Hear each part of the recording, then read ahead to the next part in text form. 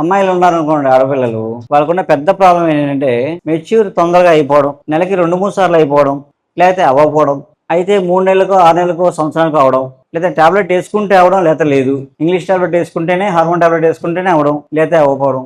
ఏదో PCOD, PCOS ఇలాంటి రకరకాల పేర్లతో, రకరకాల దాంతో దానికి పరిష్కారం లేక ఎంత ఇబ్బందులు పడుతున్నామో మనకే తెలుసు. ఏదైనా శాశ్వత పరిష్కారం ఉందా అంటే మనం ఆల్టర్నేటివ్కి వెళ్ళడానికి పెద్ద భయపడతాం. సో దానికన్నా ముందు ఆ సమస్యే రాకుండా 10 మంది పిల్లలను కన్నా సరే ఎలాంటి గర్భాశయ దోషాలు లేకుండా ఉండేలా, సకాలంలో మెచ్యూర్ అయ్యేలాగా ఉండడానికి ఆహారం కొంత సపోర్ట్ చేస్తే, మెచ్యూర్ అవ్వట్లేదు అనుకోండి, కొంచెం లేట్ అయింది అనుకోండి, ఏం చేసేవారు తెలుసా అండి? అవ్వడం కోసం మెంతట్టు పెట్టేవారు.